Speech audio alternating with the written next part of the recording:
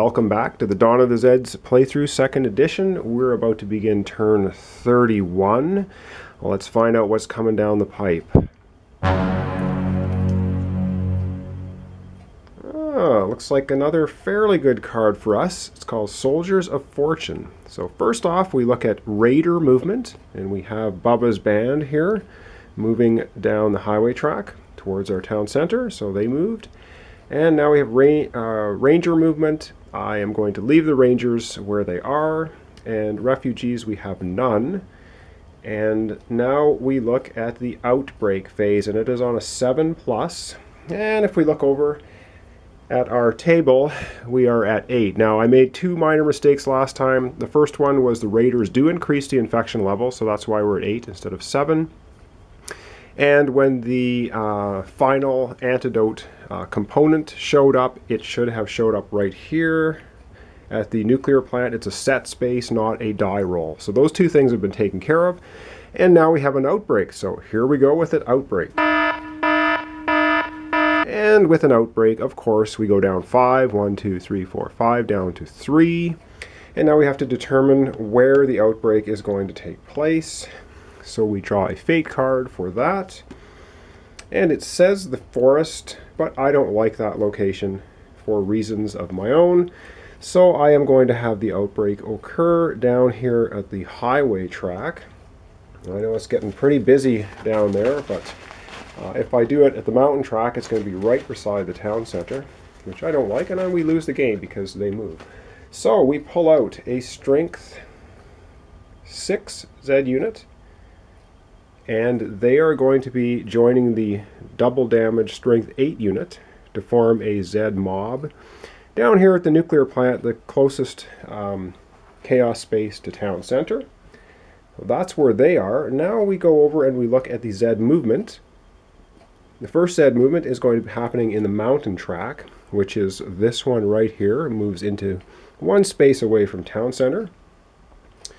And the next Z movement is going to be in the suburb track, which is over here. So this damaged unit moves up to the bridge, and the Z mob 9 strength moves from Beauville up one space to here. Okay, that's all the Z movement. They didn't interact with anybody. Now we have to look at the rest of this card. And this card basically says you hold on to this card.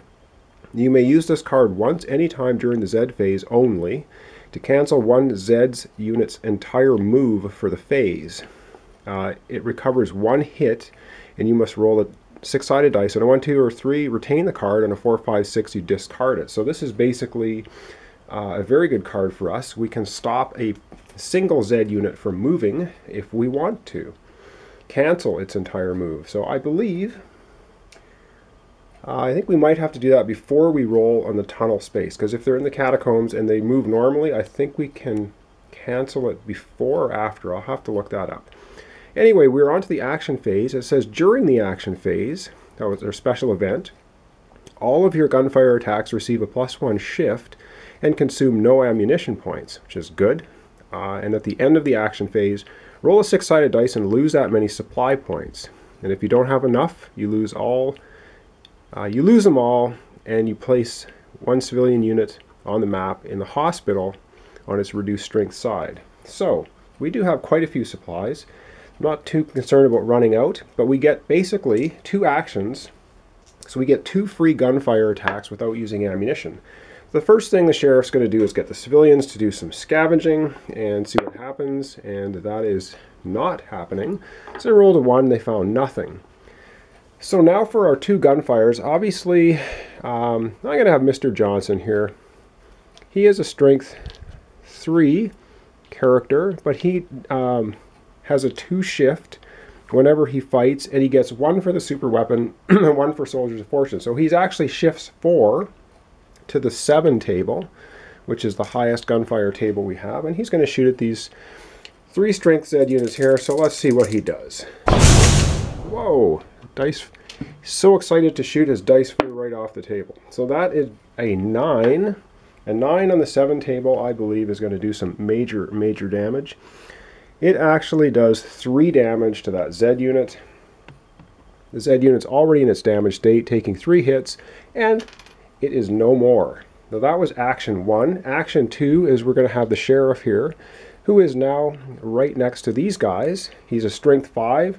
He's going to shift 1 for the super weapon to strength 6, and 1 for the soldier of fortune card to strength 7. So he's also on a strength 7, and he's shooting at those ones. And he rolls an 11. Wow. So an 11 on the 7 table is going to do actually 4 hits. And I believe, because they're already doubly damaged, oh, they're on their weakened side, so he just mows them down. No questions asked. That Zed unit is gone. So we don't have any immediate threats unless we get some double movements. That was our 2 actions. Now we have to look at the unfortunate part of the business, which means we have to roll a d6 and lose that many supply points.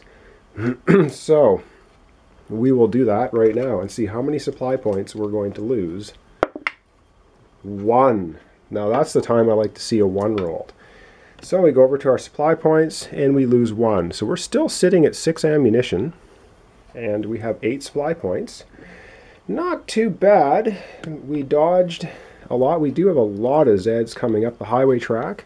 We have 3 super Zed units in the tunnel and a strength 9 horde coming up suburban track.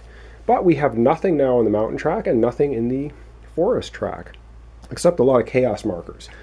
Anyhow, I think I have not messed up. Although if I have, please leave it in the comments over at Board Game Geek, where I'm posting all this, and I will certainly make the corrections. Anyway, thank you for joining me. That is turn 31. Join me next time for turn 32.